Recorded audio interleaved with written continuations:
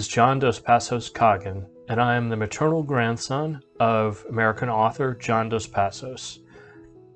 John Dos Passos lived from 1896 to 1970, and I'm very fortunate to work concurrently in 3 careers: environmental communications, especially climate communications, as well as creative writing and management of the John Dos Passos literary estate with my mother Lucy.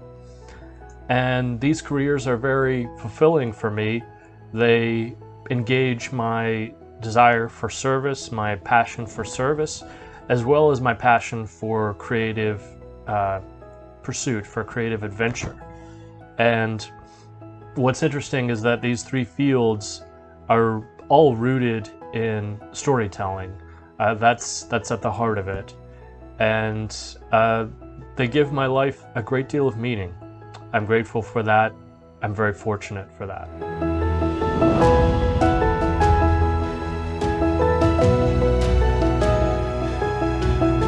So I was born long after my grandfather died. I was born in 1983. My grandfather died in 1970. However, I'm really blessed to enjoy the rich and wonderful memories of my mother. She knew him very well, loved him very much. They had a warm relationship all their lives, as long as they knew each other. And so I have this rich library of memories of hers to draw on and enjoy, and it's truly enriching for my life to draw upon that. They could be small memories, small vignettes of the way he cooked, his enjoyment of Mediterranean cuisine, for example, his enjoyment of saffron rice, his enjoyment of garlic. He said that garlic had every vitamin known to man. His enjoyment of adding olive oil or a spritz of lemon to meals, or things that of more of an intellectual nature, like his appreciation for Alexis de Tocqueville, his seminal volume, Democracy in America. And it's interesting to compare my grandfather in this way to my own writing career, the path of my own writing career, because I wrote a book on Lawton Chiles, the Florida statesman, governor, and U.S. Senator of the state of Florida, Lawton Chiles, known as Walkin' Lawton. And what was really special about writing about Walkin' Lawton was the fact that he very rarely did anything that wasn't interesting. And I think the same can be said of my grandfather, that he lived many lives, and he admired the poet, the famous poet, the legendary poet, Walt Whitman.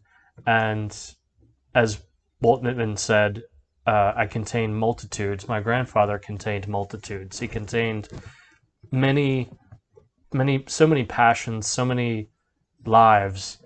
And he was always traveling, always creating, painting, drawing, writing, corresponding with friends, loving his family. And so it's no wonder that my mother has so many rich memories of him.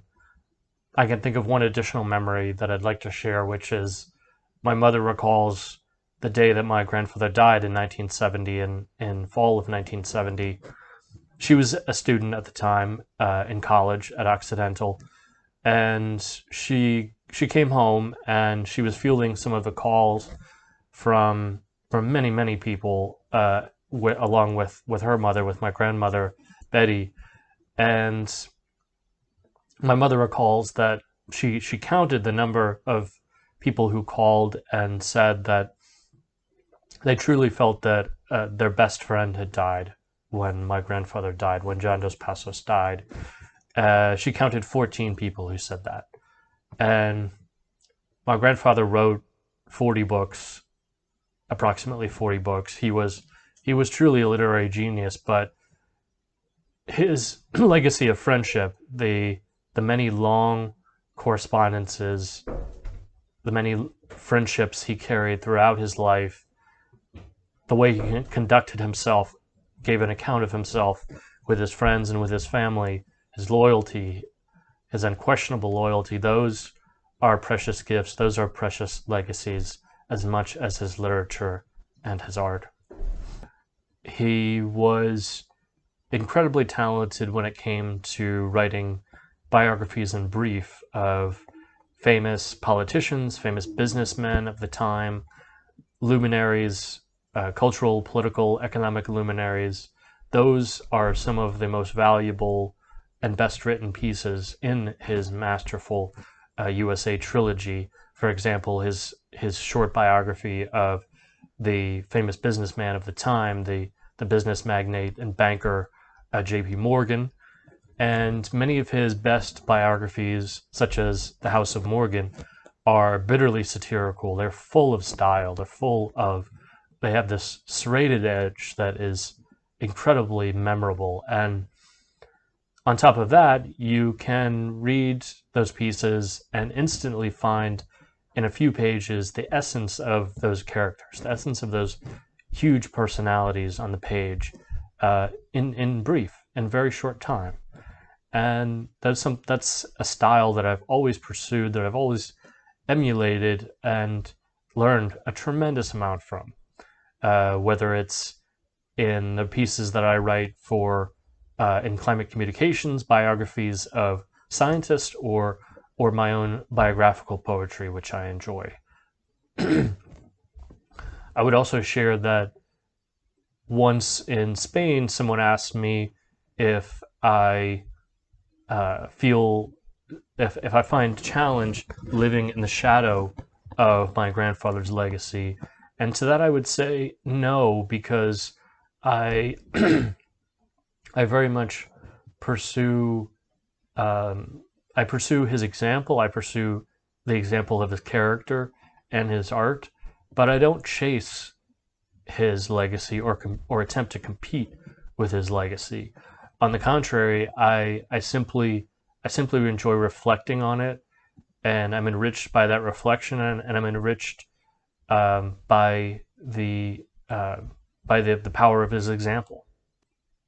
I could also share, in regards to his influence on my writing, another example. I can quote from a passage from his book, The Ground We Stand On, a nonfiction political reflection on the founding of the United States of America.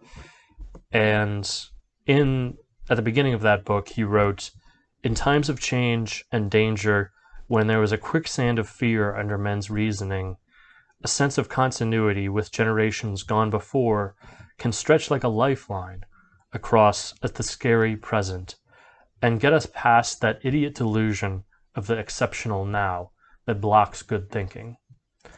And I truly valued that quote, because his legacy to me is a lifeline. His legacy is an anchor that keeps me steady in the terrifying present. And I'm grateful to have that anchor, to have that lifeline.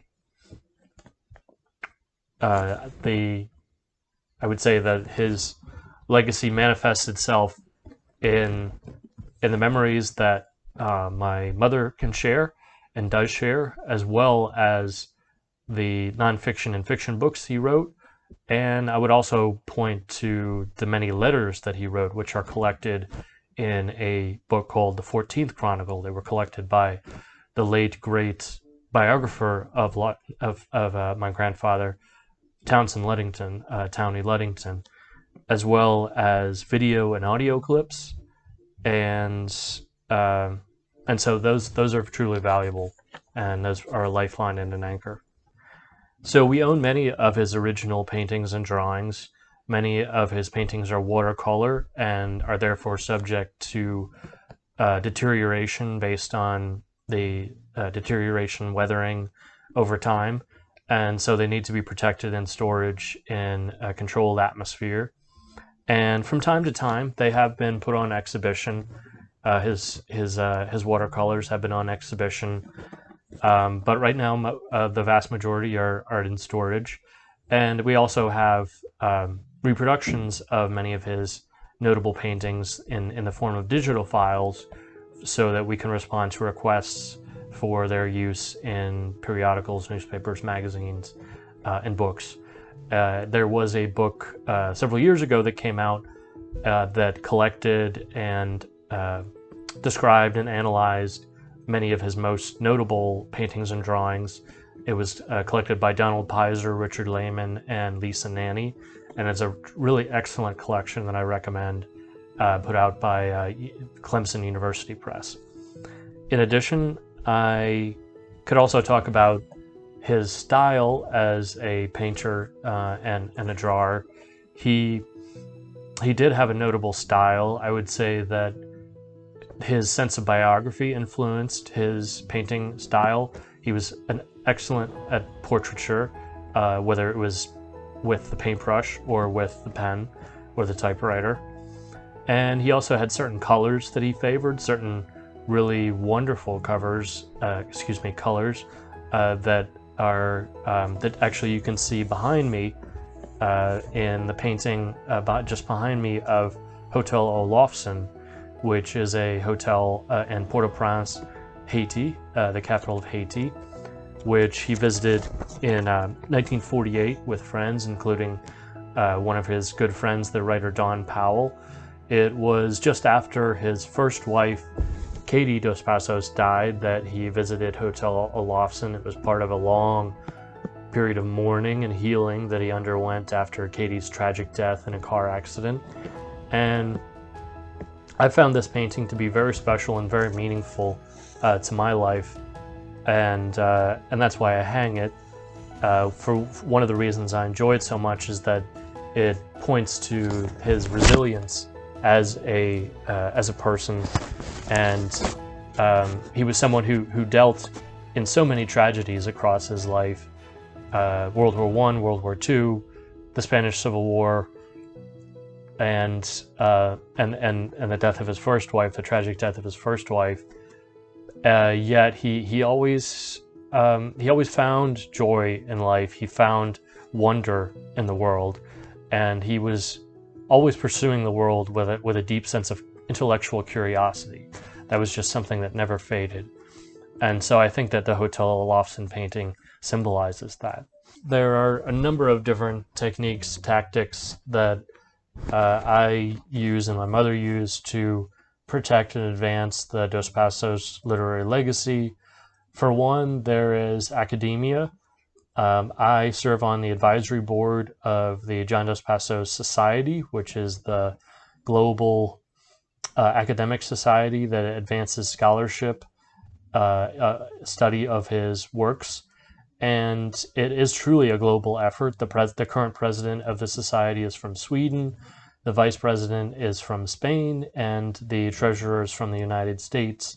And we routinely see in our conferences, our John Dos Passos Society conferences, which typically occur every other year, we routinely see many countries represented from Japan to Spain to Portugal to France and Sweden, and we're always looking for new members. And it's truly it is a society of friends as well as scholars, a very welcoming place to be that reflects on the character of the man behind it. And that's something that my mother and I try to advance in our work on the John Dos Passos literary estate, which is advancing the work that we do advances not just his books, not just sales of his books, not just publicity surrounding his books, but also publicity about his character. What made him unique? What made him stand out in the lost generation? What made him stand out in the 20th century in American literature?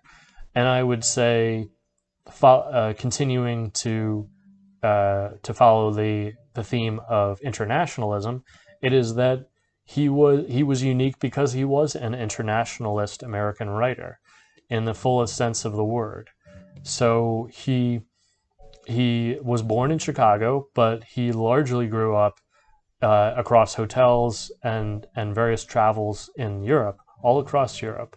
He learned French at a very young age, and so he developed a very strong sense at a young age of being an outsider, which is a a powerful and useful place to be from the position of a writer, from the perspective of a writer, having that perspective of a passionate and perceptive observer who is on the outside of society, being able to give a detailed sense of what your home society, in this case the United States, what it lacks, and being able to satirize it. I think that benefit his character as an outsider gave him that perspective that strengthened the work he did in the USA trilogy and other political analysis he did.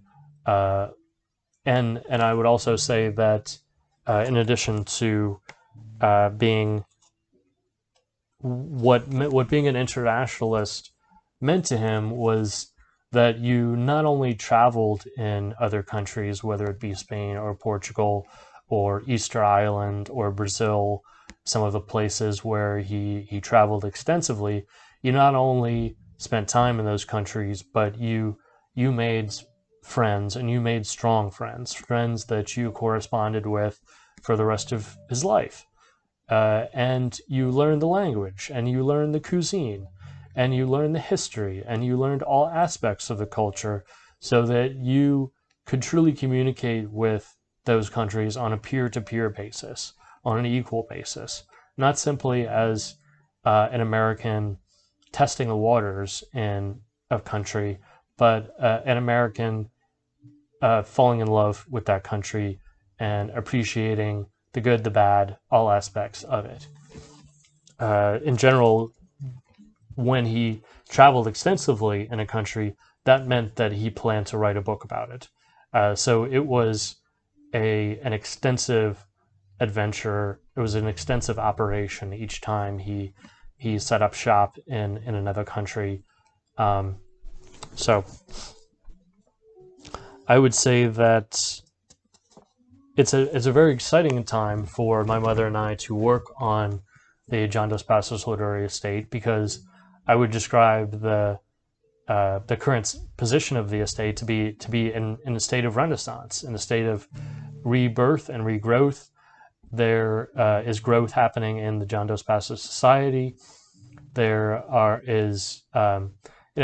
always trends and movements back and forth in taste and there are always trends in literary criticism.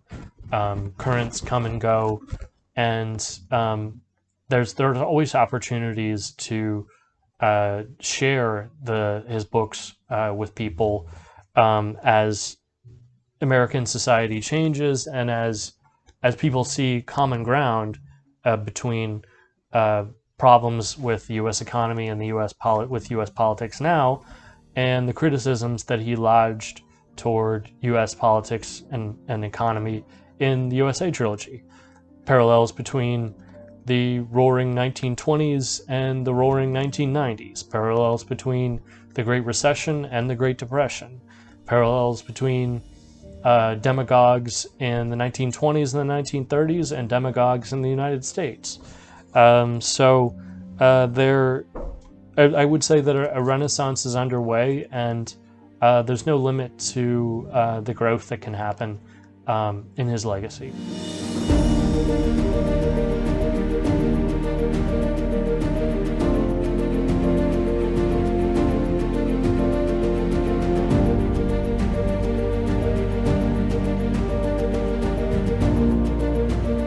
My grandfather had very strong bonds with many countries besides the United States. I mentioned that he was an internationalist. He was an internationalist, and he transformed his sense of being a perpetual foreigner from a weakness into a strength. It informed the way he crafted his novels. It informed the way that he analyzed the United States, that he analyzed Brazil and Portugal and other countries' politics, Spanish politics. I would say that of all the countries where he traveled, and there are many, the strongest bonds that he developed were with Spain, Portugal, Madeira, Brazil, France, and Italy. And I will talk about his connections to Italy.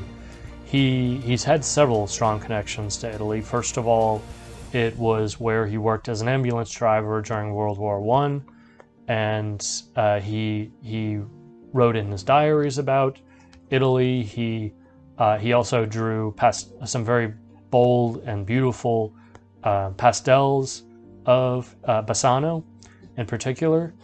Later in his life, the connections continued. He traveled to Italy. He vacationed in Italy in 1938, and he incurred the anger of the Mussolini regime because they found out about the fact that he was in Italy, and they threatened him in the state-owned press that he should never return to Italy due to his criticism in print of the Mussolini regime. And the Mussolini's government, so they threatened to throw him out of the country. And he certainly was critical of the Mussolini regime. He despised fascism in all its forms, and he, in particular, was unhappy with how Italy looked and the state of the people, the condition of the people that he found in Italy under Mussolini's regime.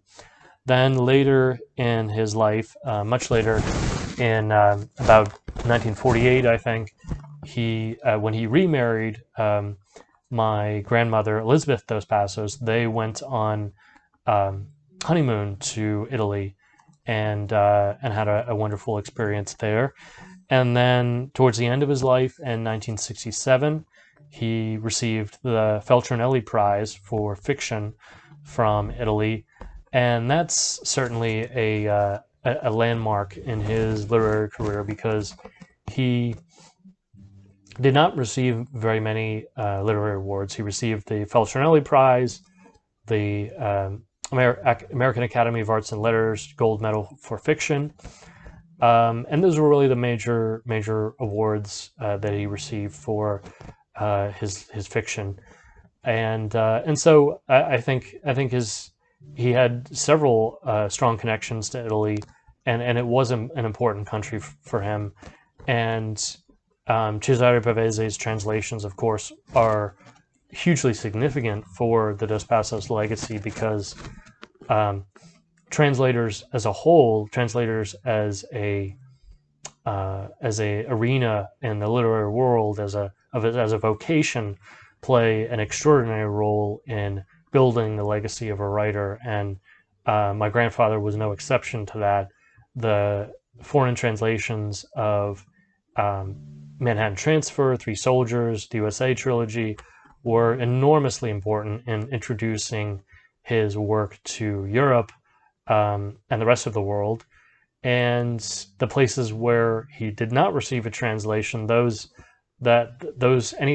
an author has a gap in their translation record, that's critical for the way that they're perceived. And on top of that, it's not just the existence of a translation, it's the quality of the translation that can mean the difference between whether an author's legacy lasts for a year or 10 years or 50 or 100 years. And I think that the Dos Passos legacy is so strong in Europe still, and also in Latin America, because of the strength of the translations into French and Spanish in particular. I don't know the quality of the translations of Cesare Pavese, but if I think they were probably influential in shaping his legacy in Italy, and so the work of a translator is enormously important in the life of a writer, in the lifespan of a book, and so the translations of my grandfather's works are things that my mother and I care very much about, and we're always interested to hear about new translations that advance upon previous works, previous translations, and we're always interested to know about the opportunities that a new translation can provide to open up my grandfather's work to a new country and a new perception.